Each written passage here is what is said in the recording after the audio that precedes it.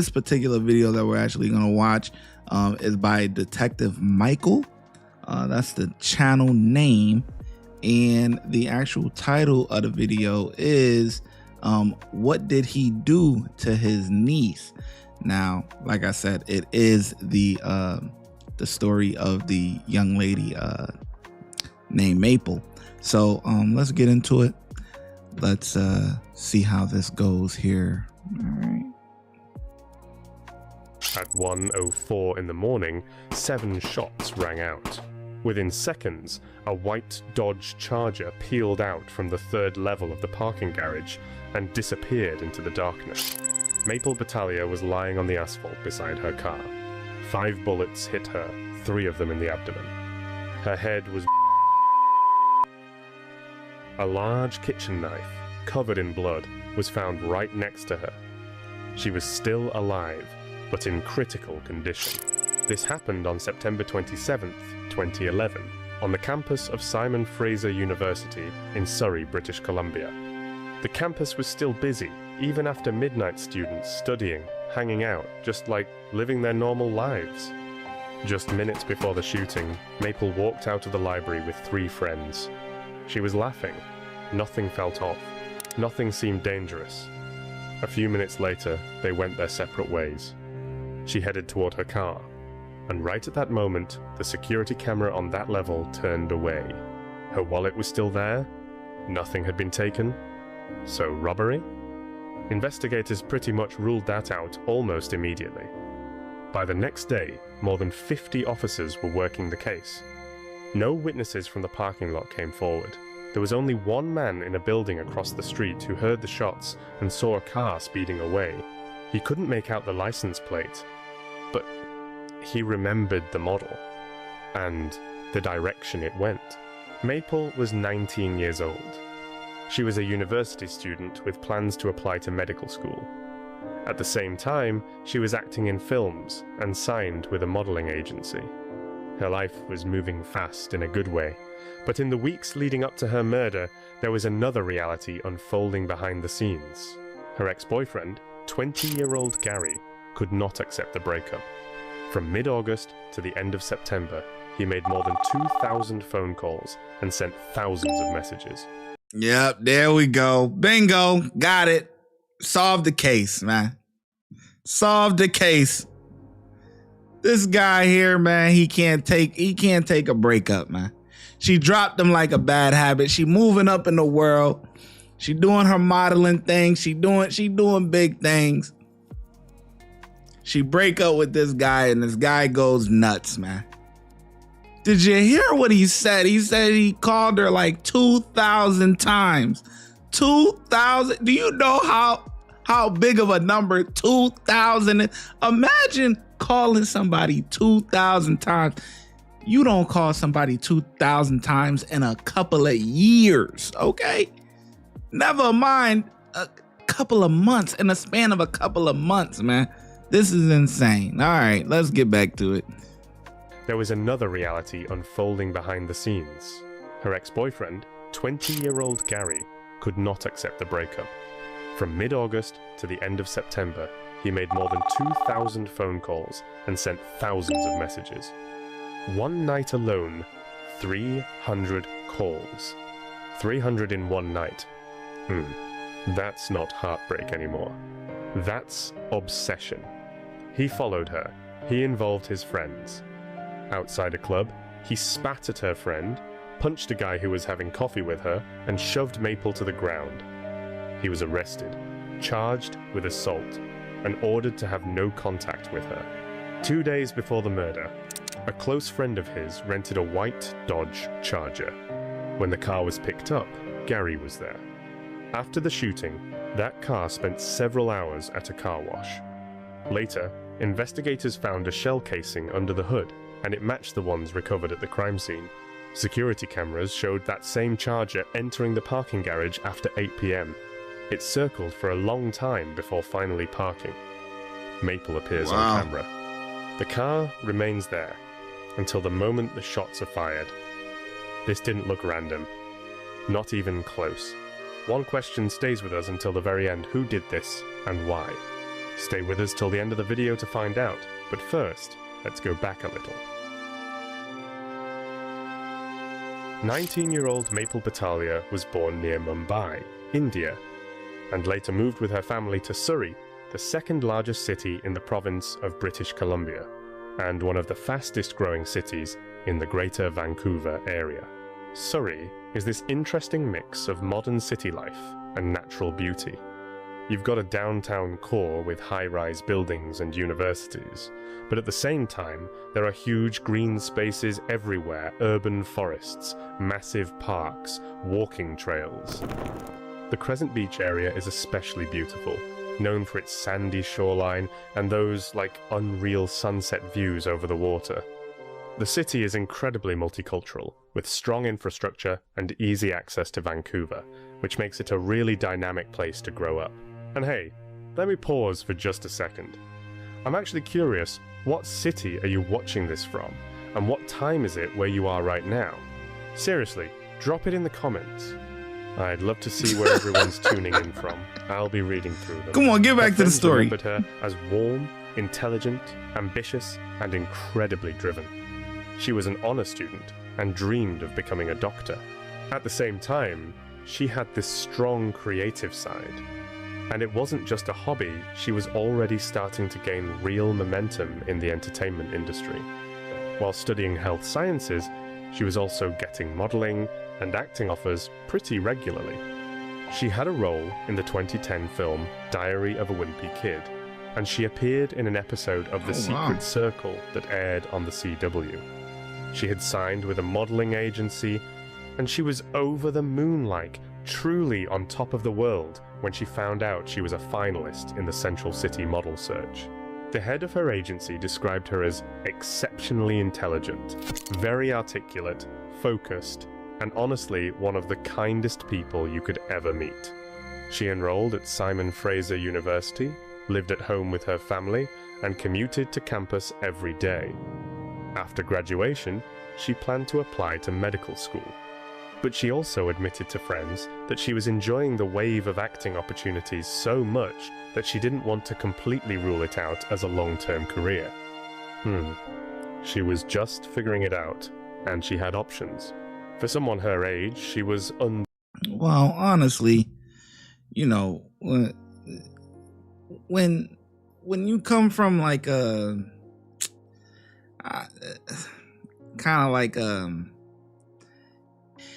Indian or Asian and all of that, those type of backgrounds, they have high standards for their kids. I'm sure every parent does, but you tend to see doctor, lawyer, you tend to see those type of things really being pushed.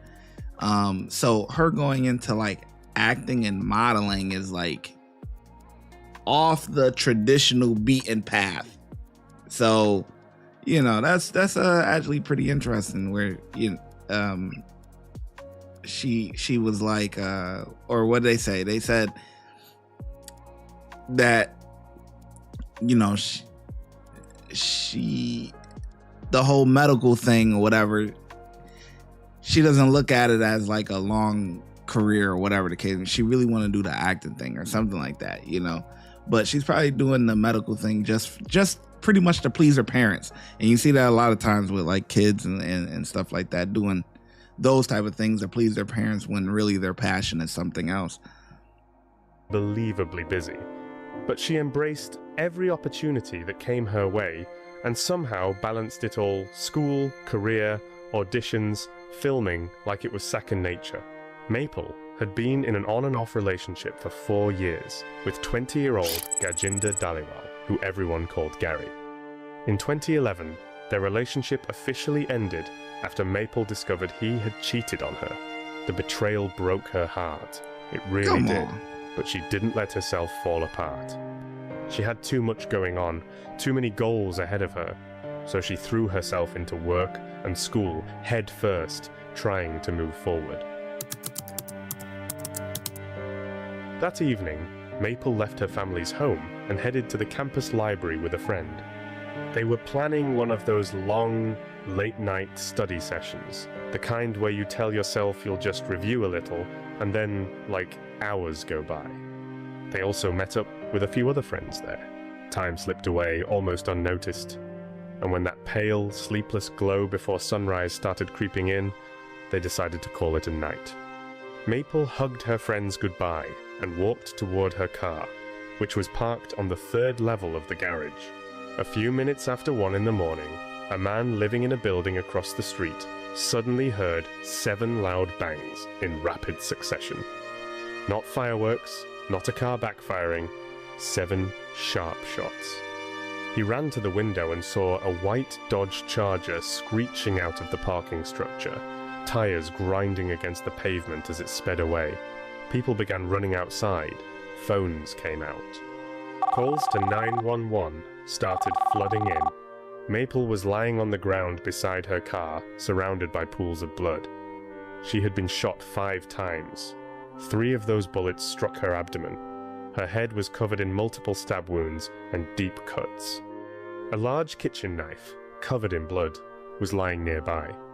She was still alive, but barely holding on. Law enforcement officers, who had already received Things like this you could tell is personal, because you hear the gunshots, but you also stabbed her. Stabbing someone is very personal. That's like you really want them to feel it. You really want them to feel it. That's really, really personal right there. And what I don't understand is, you're the one that cheated. She did the right thing and left you, but you're pretty much in a mind state of, well, if I can't have you, nobody can. And that's come on, man. You're the one that messed up. You're the one that messed up. It's not like she messed up and, or she was cheating and then she, wanted to leave you for another guy or something like that. You're the one that messed up. Dozens of reports about the gunshots arrived within minutes. They worked on her at the scene, trying to stabilize her long enough to transport her. She was rushed to a local hospital, but her injuries were just too severe. A few hours later, she was gone. Shots fired here at this area on the 3rd floor of this parkade. Uniformed officers attended, and they did locate an adult female, 19 years of age, located here behind me, suffering from what can only be described as significant and multiple gunshot wounds. Those 2 uniformed officers did everything they could in an effort to save this young lady's life while they waited for AHS to attend. We understand the sensitivity here in regards to what the community is feeling and where this occurred, how it may have occurred, and whether there's a link specifically to the SFU campus here. I can confirm that yes, there is a link to the SFU campus, in that this 19-year-old girl was an active student here at this campus. This violent attack felt even more shocking because of where it happened. An open space, a public area, a university parking garage that, even that late at night, was still fairly busy. Surveillance cameras showed that plenty of students were doing exactly what Maple had been doing, walking out of the library, heading back to their cars, rushing home after studying. It was just a normal college night, nothing unusual, nothing that hinted at what was about to happen. And that's what made it hit even harder. This wasn't some deserted alley. It wasn't an isolated spot off campus. This was a place where people were walking around, where the lights were on, where cameras were running. And yet, despite all those people nearby, there wasn't a single witness on the 3rd level of the parking garage. No one who actually saw the moment the shots were fired. That's crazy. No voice that could clearly describe what happened in those critical seconds. The area was full of students, but at that exact place, at that exact time, it was like there was this sudden, chilling emptiness. Fear moved fast across campus. By the very next day, 50 officers were assigned to the case. This was a major mobilization. Patrols increased. Surveillance footage was reviewed again and again. Students, faculty, nearby residents, everyone was questioned. The atmosphere changed. You could feel the tension in the air. Investigators were careful about what they shared publicly. They kept a lot of details within their team. At the same time, they admitted something important. There was less evidence than they would have liked. At that point, they couldn't confidently say whether the attack was random or targeted. Both possibilities were still on the table. And honestly, that uncertainty, that's what scared people the most. Maple's wallet was found next to her. Everything was still inside. Nothing was missing. That seemed to rule out robbery. The motive looked like something else. Detectives also noted that the shooting most likely was not gang-related, but they didn't have absolute certainty. Without the weapon and without direct witnesses, it was too early to draw final conclusions. Law enforcement tried to reassure students. They emphasized that campus remained safe. They stressed that this appeared to be an isolated incident, not an ongoing threat. One detective said, essentially, aside from the fact that this homicide happened near the Simon Fraser University campus, they did not believe that the student community or university leadership needed to be overly concerned. Those words were meant to calm people down. But for many students, the night didn't feel the same anymore. Dozens of RCMP officers are investigating yesterday's shocking shooting of a 19-year-old SFU student. Well, Tony, 40 to 50 officers are now on the case here at SFU, a case that some say is hitting investigators very hard. Many of them have daughters, and that's motivating them to find the killer. Grief is the focus at Maple Batalia's family home today, although no doubt there are many questions. Why would someone shoot the young woman several times as she made her way to her car after a late night of studying? Who would be capable of killing such a beautiful young 19-year-old girl in the prime of her life? Did this 19-year-old young woman know her attacker? Or was there somebody involved in regards to this that she knew that assisted in this homicide? We don't have those answers. Students are more careful since the killing, sticking closer together. So we kind of walk together in a group. But ever since this incident, we felt like we are more inclined to do so now. Especially after. With tears in his eyes, a university representative announced that the school would be providing counseling services to anyone who needed support, and that they would continue offering that help for as long as it took. Vigils were held. Students, faculty, friends, they came together in shared grief.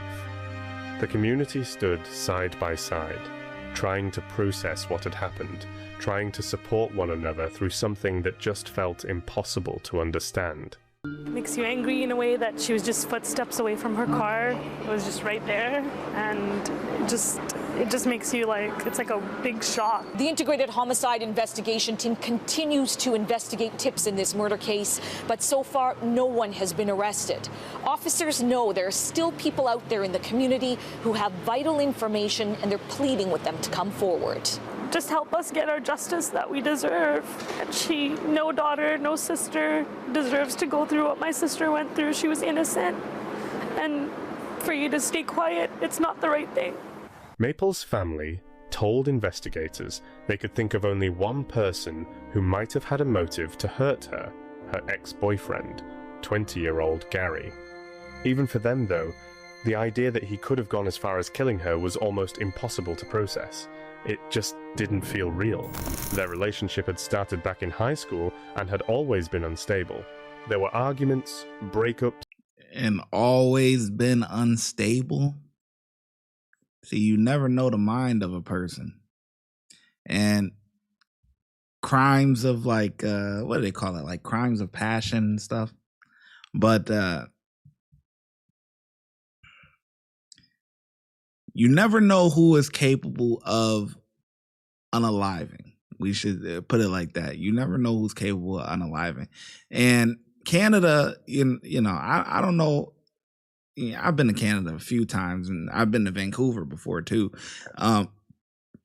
But I don't know how, if this stuff is really like prevalent out there. Obviously, unalivings happen everywhere, but how here in the United States, it's not uncommon. It's sad to say, but it's not uncommon to hear a school shooting, or a shooting to happen at school or to happen at campus or something like that. I don't know if, and if anybody is from Canada or, is that common there where, we know it's common here, unfortunately, like I said, but this is nasty work, man. How you get caught cheating and you want to go do something to her? You mad that she broke off with you, man? What is she just supposed to put up with your cheating? Like, come on, man. Getting back together, that kind of cycle. But after the final split in the fall of 2011, Gary's behavior became deeply concerning. Her family told police that from mid-August to the end of September 2011, things escalated into what they described as a frightening campaign of harassment and stalking. Gary made more than 2,000 phone calls to Maple and sent even more text messages. One night, while she was out at a club with a friend, he sent her 300 messages. 300 in a single night. That's not just jealousy, that's fixation. He started following her. And not only that, he reportedly asked his friends to keep tabs on her too, to find out where she was and who she was with. Outside one club, he spat at Maple's friend. He punched another guy after learning he had been having coffee with her. When Maple tried to step in, he shoved her to the ground. She went to the police. He was arrested, charged with assault, and ordered to have no contact with her. The friend he punched was actually one of the people studying with Maple in the library that night. Still, without witnesses and without direct proof that Gary had been on campus that night, investigators had very little to go on. Formally speaking, no video placing him there, no confirmation of his physical presence, just suspicion, and this growing tension while they waited for some kind of break. The crime itself was clear, but the threads that could tie it to a specific person? They were frayed. Almost invisible. However, detectives did have one key piece of information. One witness.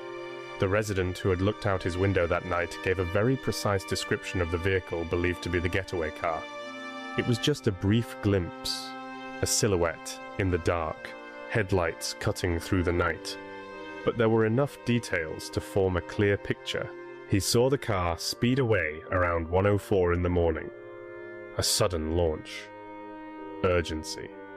That unmistakable sound of hard acceleration. He could even name the street the car turned onto. What he couldn't see was the license plate. The darkness and the speed made sure of that. So the plate number was unknown, but the investigation didn't stop there. Thanks to surveillance cameras, detectives were able to rewind the night. The campus was well covered, nearly 100 high-quality cameras, which meant the night wasn't truly lost to darkness. It was captured in fragments, angles, timestamps. Investigators released portions of the footage and asked anyone who appeared in the recordings to come forward with information, even small details, even something that seemed insignificant. Because sometimes, it's that tiny piece that stitches the whole picture back together. Reviewing footage from other cameras, detectives easily identified Maple inside the library with her friends. She was smiling, laughing, working. There was no sign of stress or fear in her body language. Nothing that suggested someone was watching her. She looked calm, focused, confident exactly how her loved ones described her. No warning signs. Shortly before 1 in the morning, Maple and 3 friends left the library together. There was no audio, but their body language said, enough. They walked side by side. Everything appeared normal. Maple seemed relaxed. There was absolutely nothing to indicate that within minutes, everything would change forever.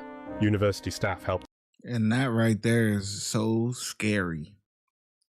That right there is so scary. You know why? Because It's already made up in the plans when you gonna check out. When when you gonna leave whatever, when you gonna leave Earth and go to the afterlife. It's already made up. You just don't know as an individual. Like, I don't know when I'm gonna check out. It could be later today. Who knows? You know, you could go outside, get hit by a car. Oh, there you go. Shy got him out of here. Shy, they got him. They got gone. You know what I mean? Yeah, it's unfortunate, but it, you know, you just never know. And this girl right here is inside studying with her friends, whatever they doing, laughing, giggling, whatever. And she don't even know that there is some sick fuck waiting out there for her, and that is gonna send her to the afterlife, man. That is just, that's, you know, it's like one thing if you're like sick, you know, you get diagnosed, like let's say you got cancer or something, or you got what one of them like, what is it, HIV or AIDS, or whichever one you can't come back from. I forget which one it is, but you know, well, both, I don't think both you can come back from, but Magic Johnson got one of them or something, but whatever. It's like, you know what I'm talking about, man. One of them things that's like, it's damn near a death wish. You know what I mean? Like, it's like you got it and you're cooked. You know your time is almost up. And it's like, okay, you could prepare, you know, your family is prepared, you know, everything is like, all right, you're diagnosed with this sickness, illness, whatever, you know, it's like, okay, we could prepare for it a little bit, try to at least. But when something like this happens, where it's just all of a sudden you die in a car crash, or you know, you're unalived randomly, like at a random time, like your people can't prepare for it, can't nothing. It's just boom. 1 minute you're here, the next you gone. Scary situation, man. Oof, man. To identify the people who had been with her that evening, they all voluntarily gave statements. Their timelines were checked carefully, methodically. Police cleared them as suspects. It turned out they had gone separate ways just minutes before the shots were fired. Minutes. Just a handful of steps. The camera on the third level of the parking garage operated on a timer. It slowly scanned the area every few minutes, methodically sweeping the space. And here's the tragic detail: at the exact moment Maple entered that level, the camera turned away from the entrance. The lens was pointed in the opposite direction. So during that critical window, nothing was recorded. But other footage revealed something important. That same white car entered the parking structure just after 8 prime amends, hours before the shooting. It circled for a long time before parking, not the way a typical driver would. It looked like it was waiting, watching, and then Maple and her friend appear on camera. Their movement is captured at the same time the vehicle is present in the garage. The timing feels way too precise to be random. It became clear that whoever was inside that car knew Maple would be there that night. He arrived early, waited, tracked her movements. This didn't look like a spur-of-the-moment act or some unexpected encounter. This looked calculated. This was not spontaneous. This was a carefully, methodically planned murder. We begin with an emotional vigil in Surrey tonight. More than 100 people held an event to remember Maple Batalia. It's been a year since she was shot to death, but no one has been arrested. We know that in a year's time, people will talk. We believe that people have talked about this murder and that may have more information than what they initially had in the beginning stages, and we want those people to come forward. The people. Wait, I mean, after, obviously this is, you know, this happened a while ago, but after a year of the crime, no one was arrested for this? I would think this would be like pretty obvious. Like maybe my guess would be it's him, but who knows? Maybe it's not that obvious. Maybe there's a twist and there's a turn. But I think if it is him, you would see her recent messages, or if it was somebody that's close to her, you would get access to her phone, go through her phone. That's how you figure out, okay, he's pretty much been stalking her. All these messages, whatever, yada, yada, yada. He's pretty much a psychopath. And then you would probably try to go interview him, get access to his phone, see his whereabouts, because pretty much the key to linking you to somewhere is your phone. Everyone, like, your phone is going to hit on that cell tower that's near the phone is the thing that's going to get you caught up. But wow, after a year of the event happening, no one was still caught. Wow, that's pretty interesting. Been a year since she was shot to death, but no one has been arrested. We know that in a year's time, people will talk. We believe that people have talked about this murder and that may have more information than what they initially had in the beginning stages, and we want those people to come forward, the people that have the intimate knowledge about her homicide. We always love our angel. It never changed. And for that person to be out there and be free, and my sister will never come back, it's just not right. By that point, it was already 2012, and investigators were still working relentlessly on Maple's case.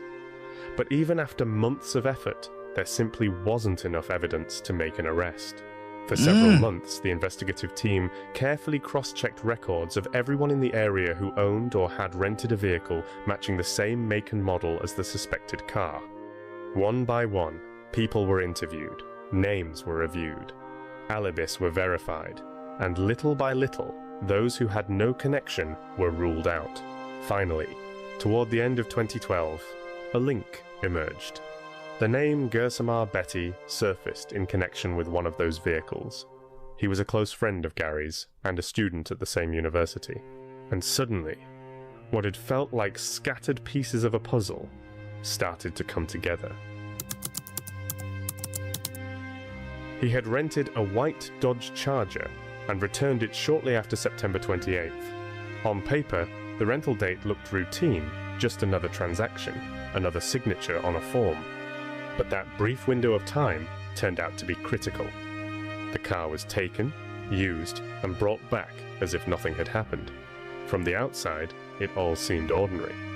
But behind the scenes, a very different story was unfolding. When he picked up the vehicle, Gary was right there with him. They were seen together. This wasn't some random overlap or quick coincidence. Gary's presence at the moment the car was rented became a detail investigators would later examine very closely. That white sports sedan, just a rental on record, was now starting to look like a key link in a chain of events. 21-year-old Gersamar also spent several hours at a car wash shortly after Maple was shot. Police were eventually able to locate the vehicle. That alone was a major breakthrough. And even though it had been washed, even though someone had clearly tried to make it spotless, investigators found a shell casing under the hood, a small metallic detail that had been missed during the cleaning. Forensic experts confirmed that it matched the casings recovered at the crime scene. It was a cold, technical match. No emotion, just science. But that match connected the car directly to the shooting scene, and in that moment, the white Dodge Charger stopped being just transportation. It became evidence. It became a piece of the puzzle that was finally starting to lock into place. Cooked. More than a year had passed since Maple was killed, when law enforcement finally made an announcement. Maple Batalia was gunned down on a university campus in September 2011. And since then, she, her family and friends have appealed to the public to help find her killers. Now, police have arrested her ex-boyfriend and another man. The CBC's Dan Burrett has that story. Maple Batalia's father, Harry, vowed to wear black until he received justice for his daughter's murder. His family joined him in black and a little closer to justice, now that two men have been charged in the death of their daughter and sister. This isn't an easy day for us. It's very bittersweet, but although we can't bring Maple back, we're happy to see that the people that are responsible for this are now going to suffer the consequences. I can tell you that I knew this day would come. I knew that to be true because I know that every day we commit to ensuring that justice and the rule of law prevails. Maple's ex-boyfriend, Gary, was charged with first-degree murder, the most serious charge under the law, meaning it involved intent and premeditation. The wording sounded cold and technical, almost clinical. But behind those legal terms was a tragedy that had shaken an entire family and an entire community. His friend, Gersamar, was charged with second-degree murder and being an accessory after the fact. Investigators believed he wasn't just some bystander who happened to know something. They believed he played an active role in the events leading up to and following that fatal moment. The charges made it clear responsibility didn't rest on one person alone. According to investigators, Gersamar had been watching Maple's car for several days before the murder. This wasn't random. It wasn't coincidence. It was described as deliberate surveillance. For days, her movements were tracked.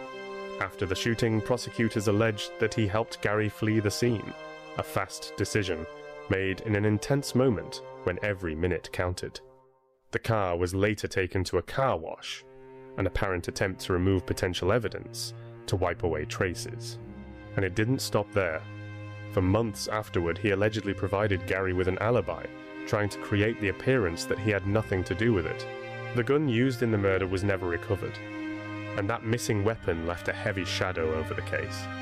It meant one of the most critical pieces of physical evidence had vanished.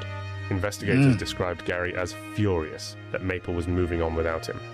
She was meeting new people, making plans, achieving things. Her life was progressing, and he was no longer part of it. For someone who had already shown jealousy, insecurity, and possessiveness, that loss of control hit hard. The idea that she no longer answered to him, that she had chosen her own path, seemed unbearable. Her family said he carried a belief that if he couldn't have her, no one would. And this wasn't just something said in the heat of the moment. It was described as a mindset that slowly turned into a threat. He tried to force the relationship back on her, to strip away her right to walk away, to limit her freedom of choice. And in the end, that need for control reached its most devastating conclusion. He took her life. And she's very happy when she break up with him. It's hard, but she said, I try my best, no more. Maple friend Kiran, she told me, Gary kill Maple, make a buy. But she didn't. Then the same time I call Gary mom, because she is my friend, make your dog kill my daughter. That's why I have message to people. If your son or daughter controlling someone, please help. You could hear the pain in her voice, man. It's like that is, oh man. You could hear the pain, man. This is crazy. So now my thing is this: they never found the weapon. So now what would have happened if they would have never found that shell casing after a year? Because it pretty much was a year that they figured out that the friend rented the car, and and then they went to go search the car, and they did a deep dive search and found the casing after a year. Man. It was nearly 2.5 years ago when 19-year-old Maple Batalia was fatally gunned down in Surrey. Her ex-boyfriend has now been ordered to stand trial. Both men appeared in court, silent, composed, and entered pleas of not guilty. They were scheduled to be tried together, but the trial didn't begin right away. It kept getting delayed, postponed, rescheduled, again and again. And just like that, 4 more long years passed. 4 years of waiting. 4 years for Maple's family. 4 years where the case just kind of hovered in this painful limbo. With Canada court system coming, different. But never quite arriving. It's too much hard for us. A long wait. It's gone more than 4.5 days now. A lot. Every day we think, what will happen? Just before the trial was set to begin in 2016, Gary, who was 26 years old at the time, suddenly changed his position. Up until that point, he had denied responsibility. But right before the hearings were about to start, he entered a guilty plea to second-degree murder. The statement in court was short, formal, almost emotionless, but the consequences were final. That decision meant there would be no full trial, no lengthy presentation of evidence before a jury. At the same time, it was a definitive legal admission of what he had done. He was sentenced to life in prison with no eligibility for parole for 21 years. Life sentence sounds absolute, harsh, final. But in practical terms, the key number... Yeah, but isn't Canada life doesn't mean it's not life though, isn't it? Life there is, I think it's like 20, isn't it like 25 years? How long is life sentence in Canada? 25. Okay, wait. 25 eligible for parole, 25 years first degree murder or for second degree. Yeah, it's like, yeah, they joint is crazy. Yeah, he gonna be out. Wow. 21 years, huh? Number was 21 years. That was the minimum amount of time he must serve before he can even apply for parole. Until then, there are no applications, no reviews, no early release, nothing. The judge had the authority to set the parole ineligibility period anywhere between 10 and 25 years. So 21 years sits near the upper end of that range. Yeah. It wasn't the absolute maximum, but it was significantly higher than what's often imposed in similar cases. The prosecutor emphasized that this was one of the harshest sentences ever handed down to someone convicted of killing a single person, and that wasn't exaggeration. It reflected how seriously the court viewed the crime. The punishment chosen was close to the strictest allowed under the law. For those sitting in the courtroom, the sentence felt like the final chapter of a long, painful process. But even a severe sentence couldn't change the most important reality: what had happened and who could never be brought back. Rosie Batalia leaves court with the sense of closure she sought for more than 4 years. Thank you to the community members, friends, family who have supported us endlessly through this process. It's been a really long time, and Maple can finally rest in peace knowing that she got some justice. And we just want this to be an example in the community that no matter what you do, it does catch up to you, and justice must be served. And I'm just hoping that she's looking down and is content that she finally got that justice. There's finality for this family. It's over. There are no appeals. There is no possibility of a new trial being ordered. It's over. It's done with respect to Mr. Dhaliwal, and that is to the benefit of the family. 27-year-old Gesama Betty was later found not guilty of second-degree murder, but guilty of being an accessory after the fact. In other words, the court determined that he wasn't legally responsible for the killing itself, but that he had helped after the crime was committed.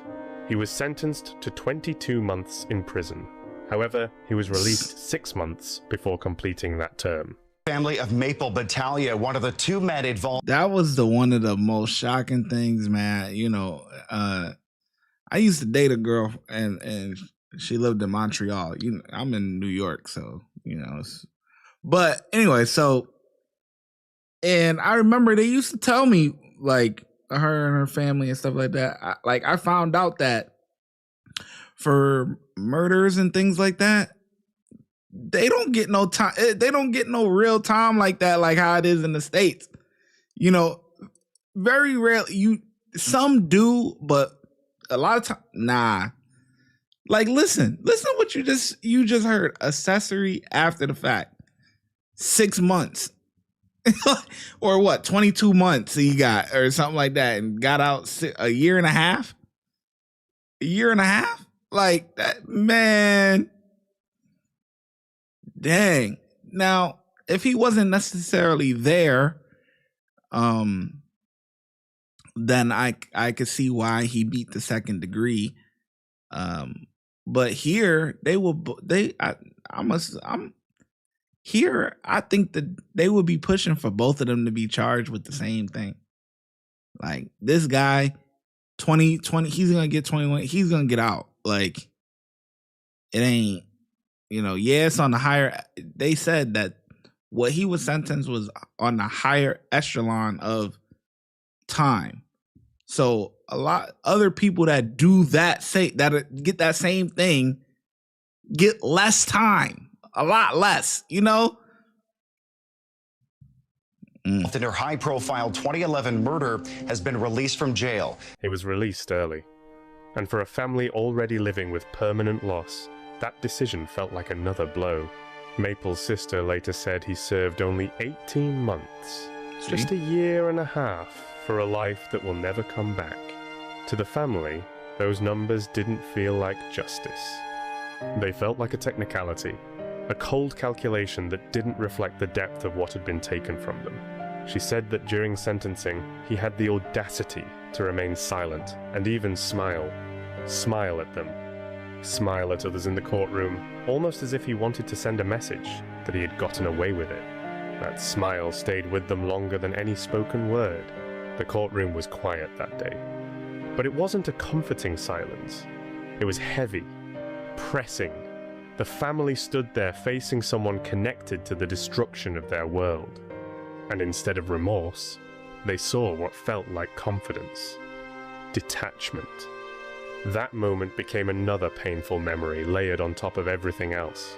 It took 5 years for Maple's family to see any form of legal resolution. 5 long years of hearings, waiting, hoping the system would fully acknowledge the magnitude of their loss. Welcome to the live. But even when the verdicts came, glad you was able to catch didn't it. Bring peace. It didn't bring Maple back. It didn't fill the emptiness. In Surrey, the impact of her death still lingers in memories, in quiet conversations, in a grief that hasn't faded with time. In 2017, a documentary about Maple was released. The film not only told her story, it went on to receive several awards at major festivals, bringing wider attention to the tragedy. Director Jocelyn Corrie said she wanted the film to serve as a memorial, a living tribute to who Maple really was.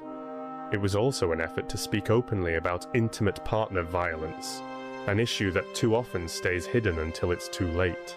In addition, the Maple Batalia Memorial Scholarship for the Arts was established. It's an annual scholarship for a young South Asian Canadian woman beginning her journey in the fields of art and design. It became a way to preserve Maple's name not only in memory, but in opportunity. A way to turn pain into support. A way to help someone else chase the kind of dream Maple herself was just beginning to build. Member for Surrey Wally. Thank you, Madam Speaker. Last Saturday, March the 4th, a candlelight vigil took place at Holland Park in Surrey Wally to honor victims of domestic violence. One of the very poignant stories recounted was that of Maple Batalia. Mabel was an extraordinary and vibrant young woman, an SFU student, and also an aspiring actress and model. The Batalia family has responded to the tragedy in a strong and resilient way. And to honor Maple's legacy, the Batalia family has established a bursary to support students in SFU's Health Science Department. Her mother, Sarjeet, told me on Saturday that as a result of her work, the fund now exceeds $100,000.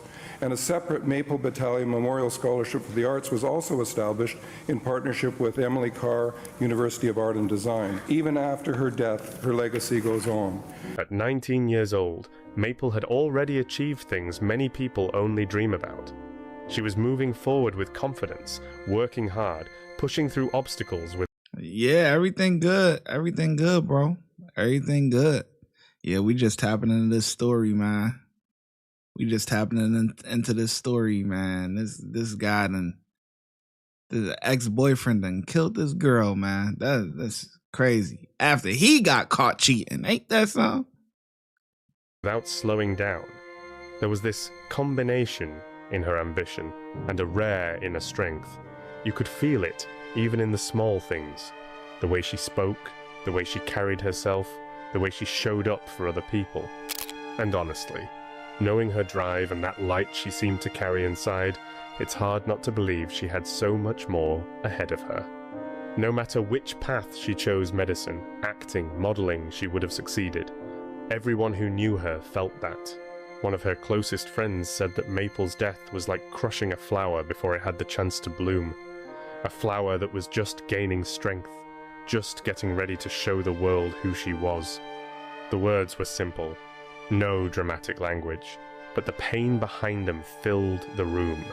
It wasn't just the loss of a person, it was the loss of possibility, the loss of a future, the loss of a life that was only beginning. Her father called her his most precious treasure.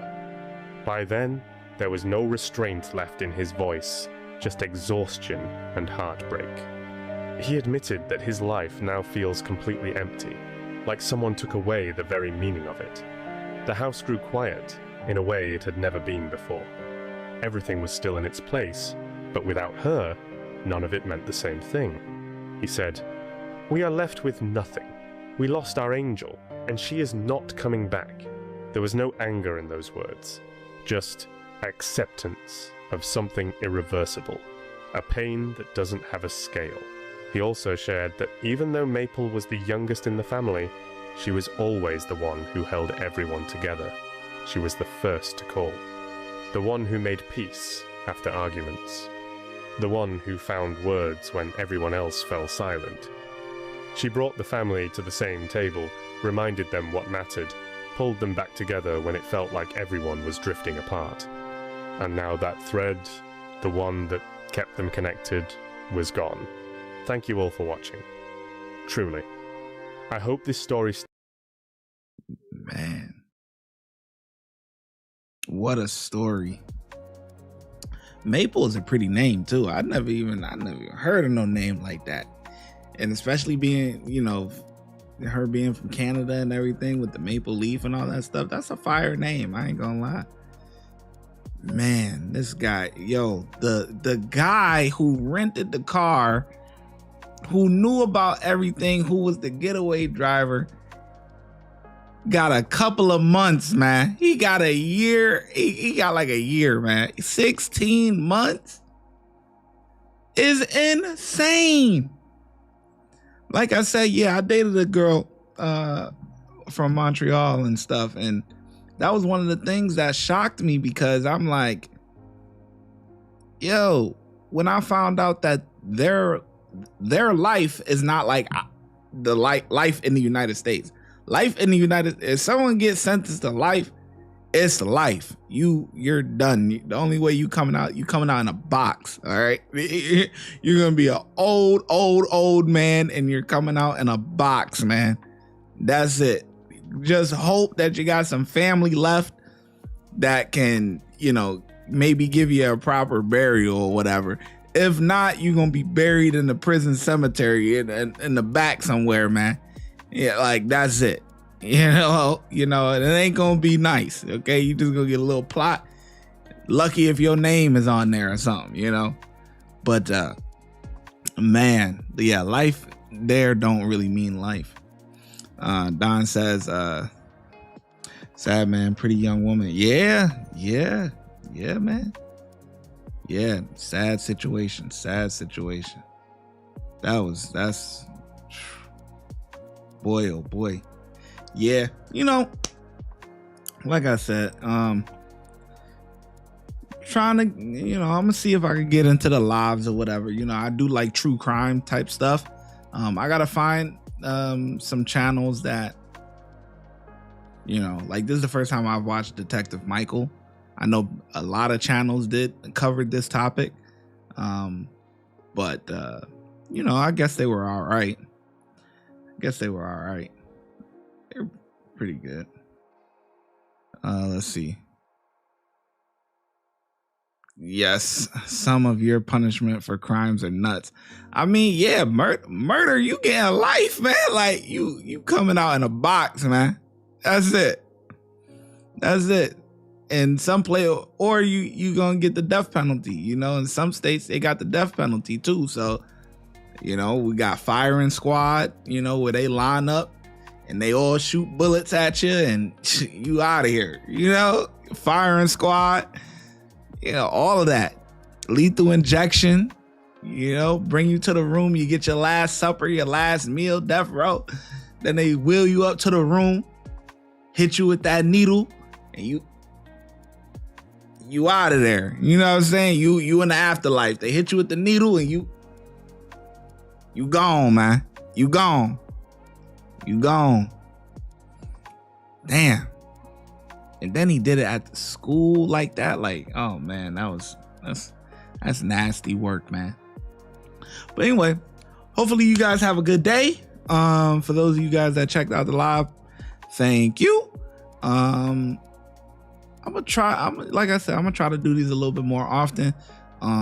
You know, they're gonna be a little bit different. They're not gonna be like only like body cam videos and all that stuff. That's what the videos are for. You know what I'm saying? You want to watch a body cam video? Shit, one just dropped 8 minutes ago, okay?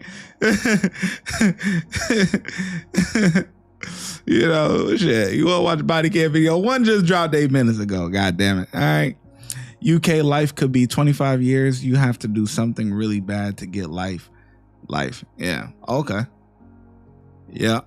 Yeah. I mean, if you yeah, eye for an eye. That's a fact. You take a life. You know what I mean? There's only a couple.